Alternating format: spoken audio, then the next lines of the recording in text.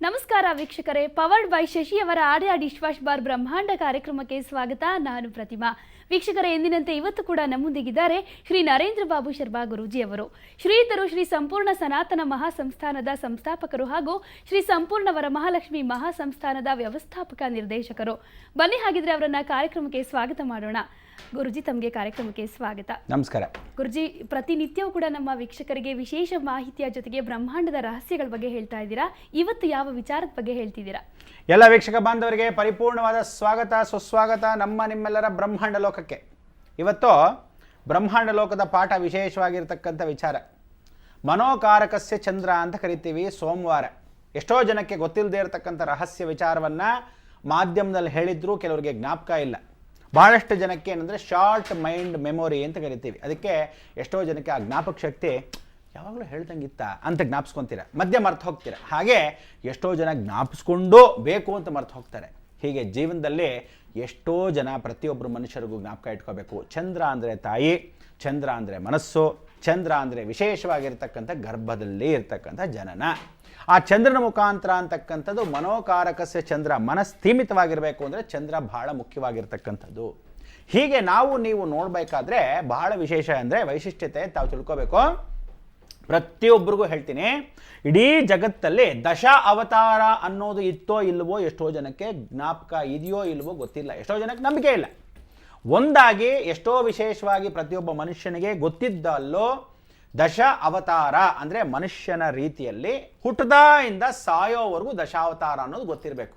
ದಶಾವತಾರದಲ್ಲಿ ಮತ್ಸ್ಯ ಕೂರ್ಮ ವರಹ, ನರಸಿಂಹ ವಾಮನ, ಪರಶುರಾಮ, ರಾಮ, ಕೃಷ್ಣ, ಬೌದ್ಧ, ಕಲಿ ಅಂತ.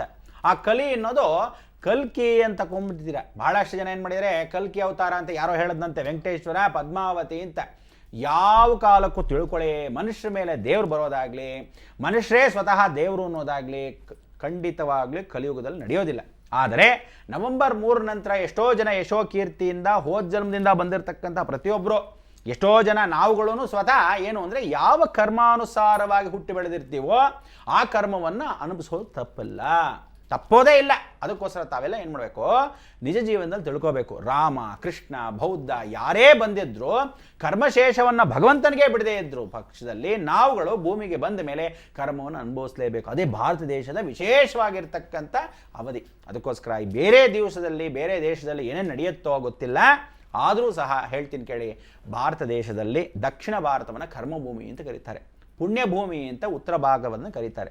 ಆ ಕರ್ಮಭೂಮಿಯಲ್ಲಿ ಕರ್ಮವನ್ನು ಅನುಭವಿಸಲೇಬೇಕು. ಅದಕ್ಕೆ ದಶಾವತಾರ ರಹಸ್ಯಗಳನ್ನು ಹೇಳ್ತೀನಿ ಕೇಳಿ. ತಾಯಿಗೆ ಹೊಟ್ಟೆಯಲ್ಲಿ ಮಗು ಹುಟ್ಟುತ್ತೆ. ತಾಯಿಗೆ ಹೊಟ್ಟೆಯಲ್ಲಿ ಮಗು ಹುಟ್ಟಬೇಕಾದ್ರೆ ಯಾವ ಥರ ಇರುತ್ತೆ? ಮೀನಿನ ಆಕಾರದಲ್ಲಿ ಇರುತ್ತೆ, ಅಣುವಾಗಿ ಓಡಾಡ್ತಿರುತ್ತೆ, ಪುಟಾಗಿ ಓಡಾಡುತ್ತೆ. ಆ ಅಣುವೇ ಮೀನಿನ ಆಕಾರ, ಅದಕ್ಕೆ ಟ್ಯಾಡ್ ಪೋಲ್ಸ್ ಅಂತ ಕರಿತೀವಿ. ಕಪ್ಪೆಗಳು ದೊಡ್ಡದಾಗಕ್ಕೆ ಮೊದಲು ಟ್ಯಾಡ್ ಪೋಲ್ಸ್. ಆ ರೀತಿಯಾಗಿ ಮೀನುಗಳು ಸಣ್ಣದಾಗಿರ್ತಕ್ಕಂಥದ್ದು ನೀರಲ್ಲಿ ಏನಾದರೂ ಸಣ್ಣ ಪುಟ್ಟ ಮೀನುಗಳನ್ನು ನೋಡಿದ್ರೆ ಜನನ ಕಾಲದಲ್ಲಿ ಹೇಗಿರುತ್ತೋ ಆ ರೀತಿ ಅಣುವಾಗಿ ಗರ್ಭಶೇಷದಲ್ಲಿ ತಾಯಿ ಹತ್ರ ಇರುತ್ತೆ. ಅದಕ್ಕೆ ಮತ್ಸ್ಯಾವತಾರ ಅವಧಿಯಲ್ಲಿದೆ ಮಗು. ನೋಡಿದ್ರೆ ಮೊದಲನೇ ಅವತಾರ. ಅದಕ್ಕೋಸ್ಕರ ದಶಾವತಾರ ನಿಜವಾಗಿ ನಡೆಯೋದಕ್ಕಿಂತ ದೇಹದಲ್ಲಿ ದಶಾವತಾರ ಮೊದಲನೇ ಅವಧಿ, ತಾಯಿ ಗರ್ಭದಲ್ಲಿ ಮಗು ಹೊರಗಡೆ ಬಂದಾದ್ಮೇಲೆ ವಿಶೇಷವಾಗಿ ಏನು ಮಾಡುತ್ತೆ, ಹೀಗೆ ಬೋರ್ಲ್ ಬಿದ್ದಿರುತ್ತೆ, ಹೊಟ್ಟೆ ಮೇಲೆ ಭಾರ ಹಾಕೊಂಡಿರುತ್ತೆ, ಕೈನ ಹೀಗೆ ಆಡಿಸ್ತಾ ಇರುತ್ತೆ. ಹಾಗೆ ಆಡಿಸ್ತಾ ಇರ್ಬೇಕಾದ್ರೆ ತಲೆ ಹೀಗೆ ಎತ್ಕೊಂಡು ನೋಡ್ತಿರುತ್ತೆ, ಕಾಲನ್ನ ಆ ಕಡೆ ಇಟ್ಕೊಂಡಿರುತ್ತೆ. ನೋಡಿದ್ರೆ ಹೇಗಿರುತ್ತೆ, ಆಮೆ ಥರ ಇರುತ್ತೆ ಪುಟಾಣಿ. ಅದಕ್ಕೆ ಕೂರ್ಮಾವತಾರ ಅವಧಿಯಲ್ಲಿದೆ ಮಗು. ಎರಡನೇ ಅವಧಿಗೆ ಬಂದಿದೆ ಮಗು. ಹುಟ್ಟದಾಯಿಂದ ಸಾಯೋದ್ರೊಳಗೂ ದಶಾವತಾರ ಮನುಷ್ಯನ ಜೀವನದಲ್ಲೇ ನಡೆಯುತ್ತೆ. ಇದು ಸತ್ಯ. ನೋಡಿದವರಿಗೆ, ಅನುಭವದವರಿಗೆ ವಿಶೇಷವಾಗಿ ಗೊತ್ತಿರತಕ್ಕಂಥ ಜೀವನ ರಹಸ್ಯ ಇದೇ ದಶಾವತಾರಗಳು. ಅದಕ್ಕೆ ದಶಾಭುಕ್ತಿಯಲ್ಲಿ ಅಂತ ಯಾವತ್ತೂ ಶಾಸ್ತ್ರದಲ್ಲಿ ಹೇಳೋದು. ಆ ದಶಾಭುಕ್ತಿ ಇಲ್ಲದೆ ಇದ್ದರೆ ಮನುಷ್ಯ ಯಾವತ್ತು ಹುಟ್ಟಿದವನು ಸಾಯಕ್ಕೆ ಅವಕಾಶವೇ ಇಲ್ಲ. ಅದಕ್ಕೆ ದಶಾವತಾರದಲ್ಲೇ ಎಲ್ಲರೂ ಹೋಗಬೇಕು.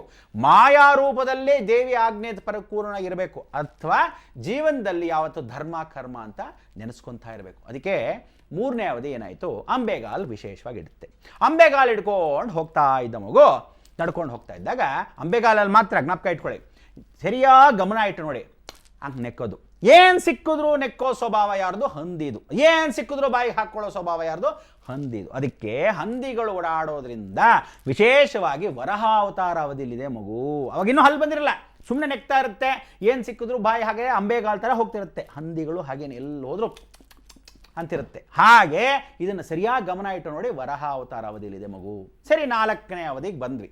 ಆ ಮಗು ಸ್ವಲ್ಪ ಮಟ್ಟಿಗೆ ಬೆಳೆಯುತ್ತೆ, ನಡೆಯೋಕ್ಕೆ ಶುರು ಮಾಡುತ್ತೆ, ಪ್ರಾರಂಭ ಮಾಡುತ್ತೆ, ಎತ್ಕೊಂಡು ಹೆಗಲ ಮೇಲೆ ಹಾಕ್ಕೊಂತೀವಿ. ಹೆಗಲ ಮೇಲೆ ಹಾಕುವಂಥ ತಕ್ಷಣ ಏನು ಮಾಡುತ್ತೆ, ಹೀಗೆ ಹಾಕುವಂಥ ತಕ್ಷಣ ಇಲ್ಲಿ ಕಚ್ಚುತ್ತೆ. ಏನೋ ಆಟ ಸಾಮಾನು ಕೂಡ ಕಚ್ಚೋ ಆಟ ಸಾಮಾನು ನೋಡಿದೆ, ಹಲ್ಲು ಗಟ್ಟಿ ಆಗಲಿ, ದೌಡೆ ಹಲ್ಲಾಗಲಿ ಅಂತ. ಮೊದಲಾದ ಓಮ್ ಬಿಸ್ಕೆಟ್ ಕೊಡ್ತಿದ್ವಿ, ಲಕ್ಷಣವಾಗಿರಲಿ, ಮಂದವಾಗಿ ಆಗದೆ ಇರಲಿ, ಬೇದಿಗೆ ಆಗದೆ ಇರಲಿ ಮಗುಗೆ ಅಂತ. ನೀವೇನು ಮಾಡ್ತೀರಾ, ಹಂಗೆ ಇಟ್ಕೊಂಡು ಏನೇನೋ ತಿನ್ನಿಸ್ತೀರಾ, ಚಾಕ್ಲೇಟ್ ಅಂತೆ, ಮಿಠಾಯಿ ಅಂತೆ, ಅದಕ್ಕೊಂದಂತೆ, ಅದಕ್ಕೆ ಬೇದಿಗಳು ದಿನ ಜಾಸ್ತಿ ಆಗಲ್ಲ. ಪ್ಲಾಸ್ಟಿಕ್ ಯಾವನಾದ ಕಚ್ತಾನ, ಅದಕ್ಕೆಂದೊಂದು ಆಟ ಸಾಮಾನು ಇರಲಿ, ಹಾಳಾಗೋಗ್ಲಿ, ಅದಕ್ಕೆ ಹೀಗೆ ಎತ್ಕೊಂಡು ಆ ಮಗುನ ಹಾಕ್ಕೊಂಡಾಗ ತಾಯಿಂದ್ರಾದವರು ಮಕ್ಕಳಿಗೆ ಏನು ಕೊಡಬೇಕು ಏನು ಅಂತ ತಿಳ್ಕೊಬೇಕು. ಆವಾಗ ಕಚ್ಚಕ್ಕೆ ಶುರು ಮಾಡುತ್ತೆ. ಈ ಕಚ್ಚೋದು, ಹಠದ ಸ್ವಭಾವ, ಪರ್ಚೋದು ಎಲ್ಲ ಪುಟದಾಗಿದ್ದಾಗಲೇ ಬರುತ್ತೆ ಅಂದರೆ ಅದು ಯಾವ ಅವಧಿ? ವಿಶೇಷವಾಗಿರ್ತಕ್ಕಂಥದ್ದು ಪುಟ್ಟ ಸಿಂಹಗಳ ಅವಧಿ. ಅದಕ್ಕೋಸ್ಕರ ನರಸಿಂಹ ಅವಧಿಯಲ್ಲಿದ್ದಾನೆ ಮಗು. ಹುಡುಗ ಆಗಲಿ ಹುಡುಗಿ ಆಗಲಿ, ಯಾವುದು ಹುಡುಗಿಂಗೆ ಹೇಗೆ ಹುಡುಗಂಗೆ ಅಂತಲ್ಲ, ಮಗುನೇ ಹೀಗೆ ಹುಟ್ಟದಾಯಿಂದ ಸಾಯೋದ್ರಿಗೂ 2 ಜಾತಿ, ಗಂಡು ಹೆಣ್ಣು ಬಿಟ್ಟರೆ ಇನ್ಯಾವ ಜಾತಿಯೂ ಇಲ್ಲ. ಆದರೂ ಸಹ ಆ ಮಗುವನ್ನು ವಿಶೇಷವಾಗಿ ಏನು ಮಾಡ್ತೀವಿ, ವರಹ ಅವತಾರದಿಂದ ನರಸಿಂಹ ಅವತಾರಕ್ಕೆ ಬಂದ್ವಿ.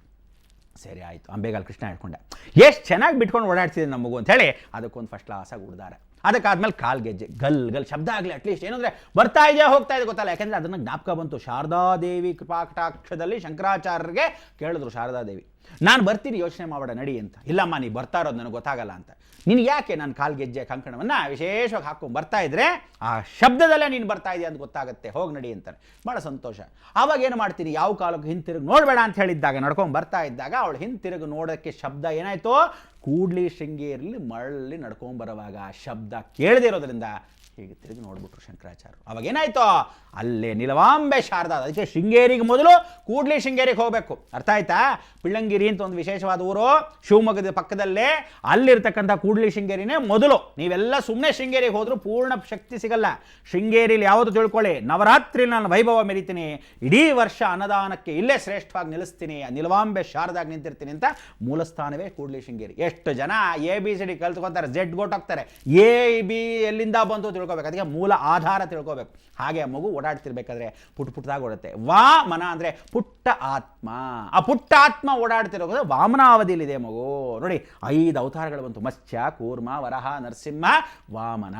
ಪರಶುರಾಮ ಎಲ್ಲಿಗೆ ಬಂದ, ಸ್ವಲ್ಪ ದೇಳಿ ನಿಂತ್ಕೊಂಡ, ಹಠ, ಮಾ ಕೊಡಮ್ಮ ಚಾಕ್ಲೇಟ್ ಬೇಕೇ ಬೇಕು, ಇಲ್ಲಮ್ಮ ಇದು ಬೇಕೇ ಬೇಕು, ಅದು ಆಟ ಸಾಮಾನು ಬೇಕೇ ಬೇಕು, TV ಹಾಕಲೇಬೇಕು, ಏನು ಅನ್ಕೊಂಡಿದ್ದೆ ಬಿಸಾಕೋದು. ಈ ಬಿಸಾಕೋ ಸ್ವಭಾವ ಎಲ್ಲ ಚಿಕ್ಕ ವಯಸ್ಸಿಂದ ಹಠವಾಗಿ ಆಗಿರ್ತಕ್ಕಂಥವನು ಪರಶುರಾಮ.